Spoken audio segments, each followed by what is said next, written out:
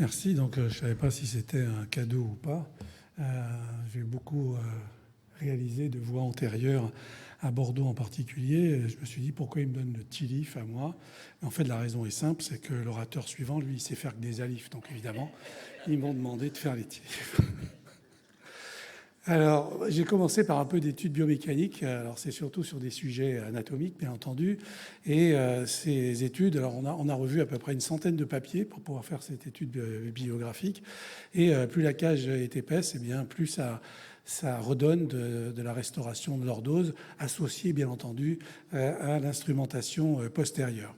Un élément important, c'est que plus la cage est petite en longueur, et mieux ça restaure la lordose segmentaire, mais de l'ordre de 8,7 degrés dans les papiers qui nous ont montré cela. Et il y a très peu d'études maintenant qui utilisent le PLIF, mais dans le PLIF avec des petites cages, ça fonctionnait plutôt bien. Et dans le TILIF, eh bien, vous allez voir qu'il faut bien positionner les cages. Donc le positionnement de la cage doit être positionné aux 2/3 à peu près du plateau vertébral, c'est-à-dire proche de la partie antérieure, là où il y a le ring apophysis, là, qui donne un os un peu plus consistant. Et puis surtout, il faut faire une bonne libération postérieure pour pouvoir effectuer une compression et donc vraiment redonner de la lordose. Alors ça, c'est la théorie, hein. C'est fait au laboratoire d'anatomie avec des professeurs qui enseignent aux internes. Et donc au laboratoire d'anatomie, ça marche pas mal. Mais quand même, sur ces études anatomiques, eh bien, on voit que lorsqu'on a un angle de lordose de la cage qui va de 4 à 15 degrés, ce qui pour un tilif est quand même important, eh bien, la lordose segmentaire, elle varie, elle, de 2,6 à 6,5. Donc il y a une énorme perte dans la mesure anatomique par rapport à la forme de la cage. Et 2 mm de hauteur de cage, eh bien, ça entraîne une différence dans les résultats de seulement 0,7 degrés pour la lordose segmentaire. Alors les cages obliques, on va dire celles qui sont jetées dans le disque par rapport aux cages qui sont bien positionnées, si on veut faire plus anatomique, en les mettant devant, eh bien, ça donne une restauration de lordose quasiment équivalente. Par contre, celles qui sont mises en oblique augmentent de 43% le stress sur les plateaux vertébraux, comme on peut le voir ici. Et ce stress se traduit bien sûr par un enfoncement de la cage dans le plateau. Donc, même si la lordose est relativement similaire, il vaut quand même mieux mettre les cages devant que de les mettre en oblique. La restauration de la lordose segmentaire. Alors, 4 études qui montrent une augmentation de la lordose segmentaire avec un seul niveau de tilif, mais on voit que cette augmentation moyenne est de l'ordre de 2 degrés. Ça varie de 2 à 2,5. Et 2 études qui ne montrent pas de différence significative.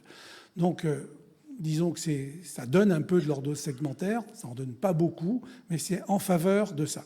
Si on regarde les résultats publiés dans ces papiers, on voit qu'il y a une telle dispersion des résultats qu'on comprend que le résultat moyen ne soit pas bon, mais il est possible de restaurer des lordoses jusqu'à presque 10 degrés, mais c'est quand même, je dirais, l'exception.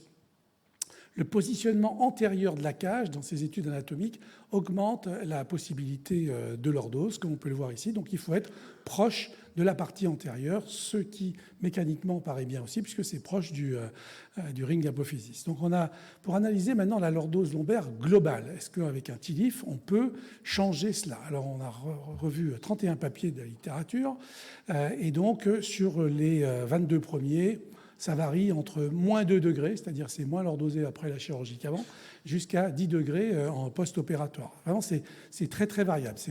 Et lorsqu'on a revu tous les papiers, c'est-à-dire 42 études, eh bien, la lordose moyenne obtenue, globalement, le changement de lordose moyenne obtenue est de 3,5 degrés après la réalisation d'un niveau de tilif. Mais pour pouvoir semer la zizanie, j'ai regardé quand même ce que faisaient les autres. Donc avec l'alif, le lilif, le tilif. Puis finalement, si vous regardez la correction moyenne obtenue, certes, on est à un peu moins de 4 degrés avec le tilif. Vous voyez qu'avec les alifs, on est à peine plus que 4 degrés.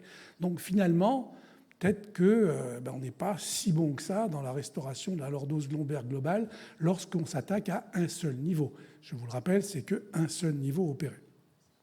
Et maintenant, qu'est-ce qu'on fait sur la restauration de la balance sagittale? J'espère que Pierre est rentré dans la salle. Est-ce que le tilif permet de modifier cette balance? Eh bien, sur les papiers que l'on a analysés ici, il n'y en a pas tant que ça qui s'intéressent à la balance globale.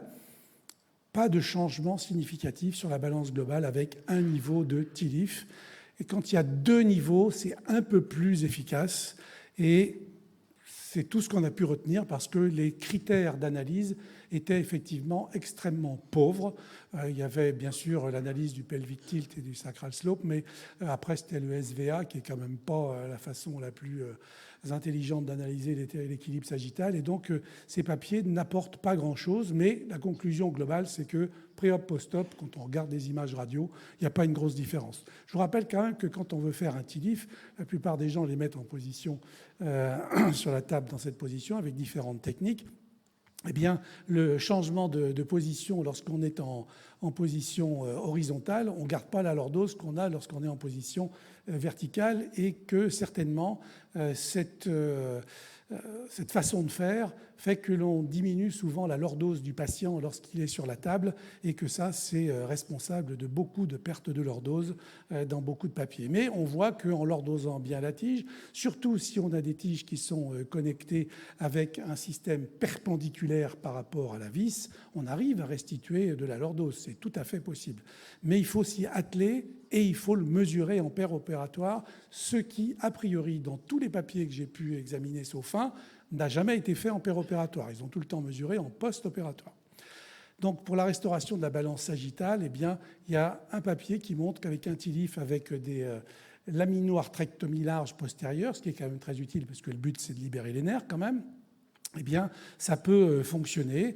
Alors ça, c'est les radiographies montrées dans l'article que je viens de citer, avec l'amélioration de la lordose en post-op. Et ici, sur un patient que j'ai opéré qui a maintenant plus de 10 ans de recul. Alors si vous regardez en préopératoire, bon voilà son équilibre sagittal. Effectivement, il a peu de lordose et une grande syphose au-dessus avec une discopathie L4-L5, modique, un affaissement de 50% du disque. Mais on voit qu'avec un TILIF, avec une bonne lordose, on lui change quand même sa balance sagittale. Donc, c'est pas inefficace, mais il faut vraiment s'y appliquer, il faut vraiment mesurer si on veut essayer d'obtenir quelque chose. Est-ce qu'il y a des variantes selon la technique? Alors, il y a les cages hyperlordosantes. Il y a les cages expandables, bon, vous oubliez, hein, parce qu'en France, ça, c'est pas remboursé.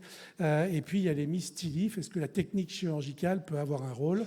Alors, des cages expandables, il y en a des kilotonnes dans la littérature, donc toujours pas chez nous, bien sûr, mais aux États-Unis, ça peut aller jusqu'à 15 000 $ la cage.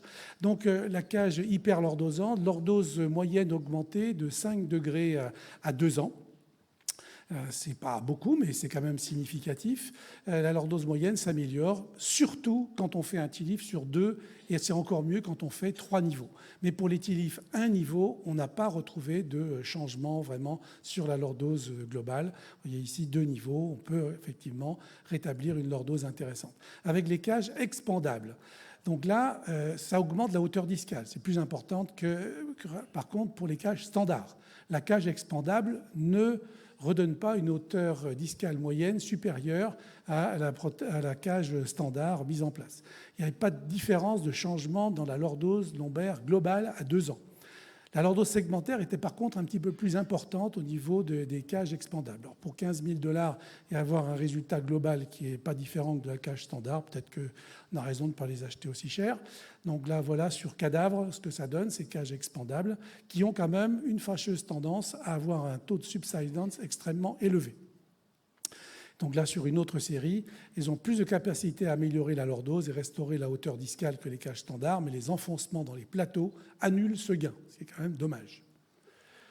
Le Miss TILIF et la correction de lordose, on voit le gain moyen et la déviation standard. C'est-à-dire que la déviation est tellement large que finalement, au total, le gain est quand même relativement faible et il n'est pas différent de ce qu'on obtient avec une voie d'abord classique.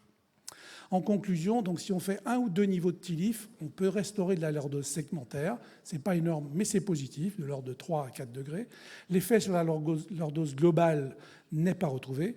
Ça a un pouvoir limité dans la restauration de la balance sagittale. Je vous ai montré des exemples, mais ça ne représente pas une série globale. Les cages hyperlordosantes ont un effet sur la balance sagittale à partir de 2 ou 3 TILIF.